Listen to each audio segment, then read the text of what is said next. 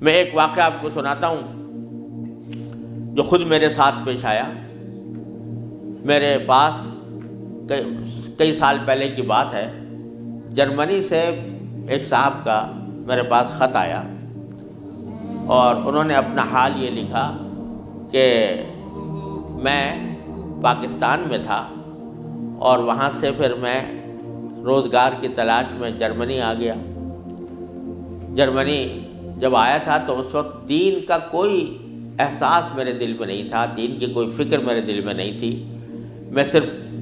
دنیا کمانے کے لیے یہاں پر آ گیا تھا، تو نہ اپنے دین کی کچھ خبر تھی، نہ معلومات تھی، نہ اس پر عمل تھا۔ لیکن یہاں پر رہتے رہتے میں نے ایک کرسچن لڑکی سے میرے تعلقات ہو گئے اور پھر میں نے اسے شادی کر لی۔ شادی کے بعد بھی کوئی دین کی طرف رغبت پیدا نہیں ہوئی، کوئی احساس پیدا نہیں ہوا۔ لیکن جب اولاد ہو گئی اور اولاد ذرا نشو و نما پانے لگی، ذرا سی وہ سمجھدار ہونے لگی، تو اس وقت میں نے دیکھا کہ میری کرسچن بیوی وہ اولاد کو کرسچینٹی پڑھا رہی ہے اور کرسچینٹی کی تعلیم دے رہی ہے۔ تو اس وقت میرے دل کا اندر کا سویا ہوا مسلمان جاگا کہ یہ میری اولاد ہے اور یہ کرسچن بننے جا رہی ہے، میری بیوی اس کو کرسچینٹی پڑھا رہی ہے۔ تو میں نے اپنی بیوی سے کہا کہ تم اس کو یہ کرسچینٹی مت پڑھاؤ۔ بیوی نے کہا میں کیوں نہ پڑھاؤں، یہ میری بھی اولاد ہے اور میں اس کو حق سمجھتی ہوں، تو اپنی اولاد کو بھی ویسے ہی بنانا چاہتی ہوں۔ میں نے کہا نہیں، کرسچینٹی حق نہیں ہے، اسلام برحق ہے۔ تو اس نے کہا مجھے ثابت کرو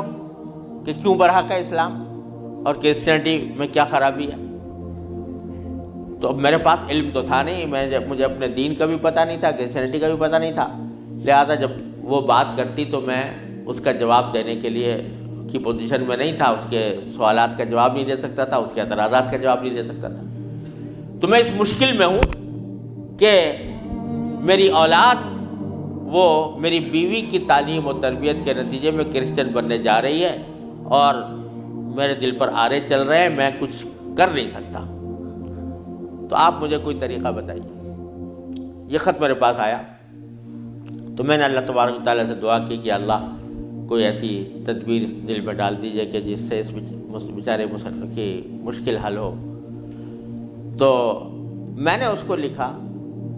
کہ ایک تو میری کتاب ہے واٹ از کرسچینٹی کے نام سے، جس میں کرسچینٹی کے بارے میں تفصیل ہے، تو وہ کتاب میں نے بھیجی اور ساتھ میں اس سے کہا کہ آپ اپنی بیوی سے بحث کرنا بند کر دیں، کیونکہ بحث کرنے سے کچھ فائدہ نہیں ہوگا، آپ کو خود معلومات نہیں ہے اور بحث کرنے سے ویسے بھی فائدہ نہیں ہوتا۔ جب بحث مباحثہ شروع ہوتا ہے تو ہر ایک آدمی چاہتا ہے دوسرے کو زیر کر دے، اس سے کوئی خاص فائدہ نہیں ہوتا۔ تو آپ بحث کرنا تو بند کر دیں، البتہ ان کو دو باتوں پر آمادہ کر لیں۔ ایک بات تو یہ کہ اس سے یہ کہیں کہ بھئی خدا کو تم بھی مانتی ہو اور میں بھی مانتا ہوں، اور یہ بھی مانتی ہو کہ خدا سے دعا کی جاتی ہے، تو آؤ ہم دونوں بیٹھ کر یہ دعا کریں، اکٹھے بیٹھ کر یہ دعا کریں کہ یا اللہ اگر اسلام برحق ہے تو ہمارا سینہ اسلام کے لیے کھول دیجئے، اس پر عمل کی توفیق عطا فرمائیے، اور اگر کرسچینٹی برحق ہے تو پھر کرسچینٹی کے اوپر ہمارا دل کو مطمئن کر دیجئے۔ دونوں مل کے یہ دعا کیا کریں۔ ایک تو اس بات پر اس کو آمادہ کریں، دوسرے اس بات پر آمادہ کریں میں کتاب بھیج رہا ہوں کہ وہ کتاب کا مطالعہ کر لیں۔ میں نے یہ لکھ تو دیا، اللہ تعالیٰ سے دعا بھی کی کہ اللہ میں نے لکھ تو دیا ہے، اس کو مؤثر و مفید بنا دیجئے۔ کچھ عرصے کے بعد اس ساتھی کا خط آیا، اس نے لکھا کہ الحمدللہ میری بیوی نے آپ کی دونوں باتیں تو مان لی ہیں اور کہا کہ یہ دعا بھی کروں گی اور یہ کتاب بھی پڑھوں گی، لیکن ابھی کوئی فرق نہیں آیا، معاملہ جوں کا توں ہے۔ تو میں نے پھر ان کو خط لکھا کہ آپ گھبرائیں نہیں اور اس عمل کو جاری رکھیں، دعا کرتے رہیں، تو گھبرائیں نہیں۔ اس کے کچھ عرصے کے بعد ان کا خط آیا میرے پاس، اس میں انہوں نے لکھا کہ عجیب و غریب واقعہ ہو گیا وہ یہ کہ میری بیوی وہ کسی جگہ کوئی ڈگری کورس کر رہی تھی، اس سلسلے میں یونیورسٹی گئی، اور یونیورسٹی سے واپس آتے ہوئے ہم دونوں واپس آ رہے تھے، وہ گاڑی ڈرائیو کر رہی تھی، میں اس کے برابر میں بیٹھا ہوا تھا، تو اچانک اس نے گاڑی ایک جگہ روک کر اور اس نے اپنا سر اسٹیئرنگ کے اوپر جھکا لیا اور بے تحاشا رونے لگی۔ میں سمجھا کہ خدا نہ کرے اس کے اوپر کوئی دل کا دورہ پڑا ہے یا کوئی تکلیف ہوئی ہے، تو میں پریشان ہوا۔ میں نے پوچھا کیا بات ہے، تو روتے روتے اس سے بولا نہیں جا رہا تھا۔ بمشکل جب میں نے بار بار پوچھا تو اس نے ایک جملہ کہا کہ میں اور کوئی تکلیف نہیں ہے، بس مجھے تم مسلمان بنا، اسلام میں قبول کرنا چاہتی ہوں۔ کہتے مجھے اپنے کانوں پر اعتبار نہیں آیا کہ یہ وہی عورت ہے کہ جو اتنی شدت کے ساتھ مجھ سے بحث کیا کرتی تھی، اور اب یہ کری کہ میں نے کیا کہا، تو بار بار میں نے اس سے پوچھا تو اس نے کہا کہ نہیں، میں سچ کہہ رہی ہوں کہ مجھے مسلمان ہونا ہے، تو مجھے کہیں لے جا کر مجھے مسلمان بناؤ۔ میں پھر اس کو فوراً اسلامی سینٹر میں لے گیا، وہاں جا کے اس نے کلمہ شہادت پڑھا، مسلمان ہوئی، اور اس نے خط میں لکھا تھا کہ یہ اتفاق سے یہ دن رمضان کا تھا، اور آج پہلا موقع ہے کہ ہم دونوں نے سحری میں اٹھ کر ہم دونوں نے اکٹھا روزہ رکھا ہے، اور آپ کو خط لکھ رہے ہیں، اور دوسرا خط میری بیوی کی طرف سے ہے۔ تو دوسرا خط اس کے ساتھ تھا اس کی بیوی کی طرف سے، اور اس نے مجھے لکھا تھا کہ میں آپ کا شکریہ ادا کرتی ہوں کہ آپ نے مجھے ایک ایسا طریقہ بتایا جس کے ذریعے اللہ تبارک و تعالیٰ نے مجھے ہدایت عطا فرمائی۔ تو یہ میرے خود اپنے ساتھ پیش آیا ہوا واقعہ ہے۔ اللہ تعالیٰ سے اگر ہدایت مانگی جاتی ہے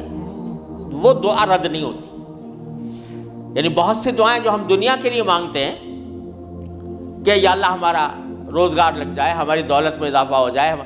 اس میں ضروری نہیں کہ اللہ تبارک و تعالیٰ وہی چیز دے دیں جو آپ نے مانگی ہے، اس لیے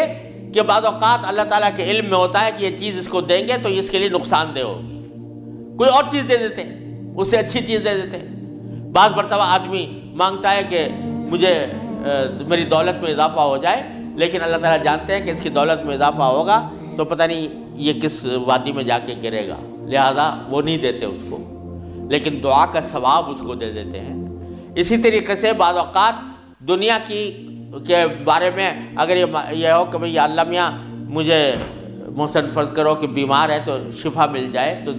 بیماری کے اندر بعض اوقات اللہ تعالیٰ جانتے ہیں کہ اس کا بیمار رہنا ہی اس کے حق میں زیادہ فائدہ مند ہے، تو وہ بعینی ہی وہ چیز نہیں دیتے لیکن اس سے اچھی چیز عطا فرما دیتے ہیں۔ یہ اللہ تبارک و تعالیٰ کی سنت ہے دنیاوی چیزوں کے بارے میں۔ لیکن اگر کوئی ہدایت مانگے سچے دل سے، یا اللہ مجھے ہدایت دے دے، یا اللہ مجھے سیدھے راستے پر چلنے کی توفیق دے دے، یا اللہ میری اولاد کو سیدھے راستے پر چلنے کی توفیق دے دے، تو یہ دعا رد نہیں ہوتی، اور یہ دعا ضرور قبول ہوتی ہے بشرطے کہ مانگنے والا ہو، سچے دل سے مانگے، خشوع کے ساتھ مانگے، اللہ تعالیٰ سے مانگنے کے انداز میں مانگے، تو اللہ تبارک و تعالیٰ وہ دعا رد نہیں فرماتے۔ بلکہ میرے شیخ حضرت عارفی رحمۃ اللہ علیہ فرمایا کرتے تھے کہ اپنے اللہ میاں سے جب کوئی مانگو تو مچل کر مانگا کرو، یعنی اپنے اللہ میاں سے باتیں کیا کرو، کہہ دیا کرو یا اللہ یا تو مجھے ہدایت دے دیجئے ورنہ آخرت میں مجھ سے مواخذہ نہ فرمائیے گا، یا تو مجھے ہدایت دے دیجئے، گناہوں سے بچا لیجئے، اپنی نافرمانیوں سے بچا لیجئے، یا پھر آخرت میں میری گرفت نہ فرمائیے گا۔ تو بندہ جب اس طرح مانگتا ہے تو اللہ تبارک و تعالیٰ ضرور عطا فرماتا ہے، ہدایت ملتی ہے، اور ساتھ ساتھ یہ کہ وہاں پر آپ کے لیے ایک عذر ہو جاتا ہے کہ یا اللہ میں نے تو آپ سے مانگا تھا اور کہا تھا کہ مجھے ہدایت دے دیجئے، میرے گناہ چھڑوا دیجئے مثلا۔ تو آدمی اپنی سی کوشش کرے اور باقی کام کے لیے دعا کرے، صرف دعا بھی کافی نہیں ہوتی، اپنی سی کوشش بھی ضروری ہے۔ جیسے میں نے وہ یہ مثال دی تھی تو میں نے ساتھ میں اس کو کتاب بھی دی تھی، ایسا نہیں کہ صرف دعا ہی پر اکتفا کرے بلکہ تھوڑا سا طلب اس کے اندر پیدا ہو، کہ طلب بھی ہو،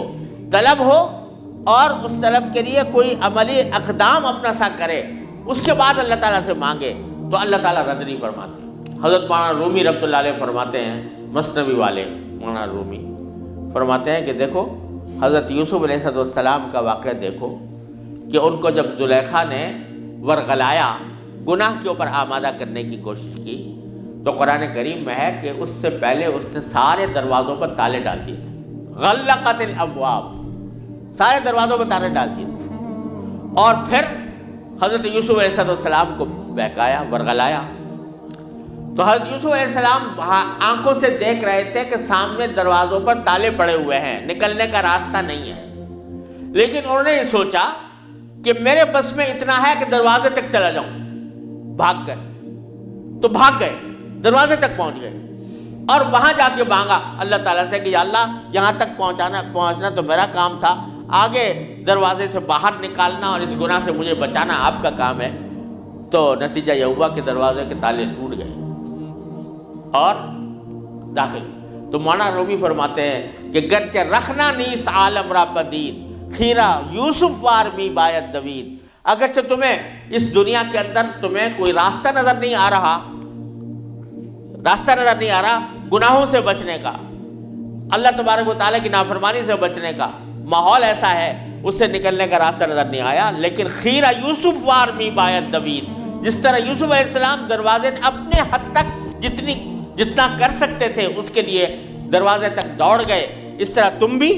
دوڑ جاؤ اور پھر اللہ تبارک و تعالیٰ سے مانگو، تو اللہ تبارک و تعالیٰ انشاءاللہ رد نہیں فرمائیں گے۔ اس لیے میں عرض کرتا ہوں کہ اپنے معمولات میں، روزمرہ کے معمولات میں یہ بات شامل کریں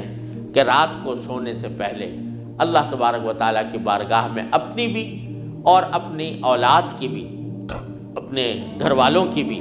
ہدایت کی دعا فرمائیں۔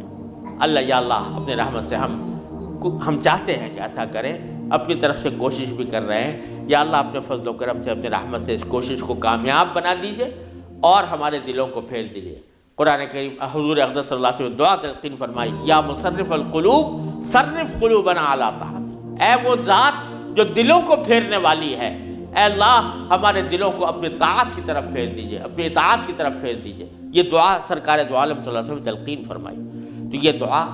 ہر روز بندہ مانگے اللہ تبارک و تعالیٰ سے، انشاءاللہ رد نہیں ہوگی، انشاءاللہ ضرور کامیابی ہوگی۔ اپنی طرف سے کوشش جاری رہے اور ساتھ ساتھ اللہ تعالیٰ سے مانگتے رہیں، انشاءاللہ یہ کوشش کبھی رائے گاہ نہیں جائے گی، اللہ تبارک و تعالیٰ اس کو ضرور قبول فرمائیں گے۔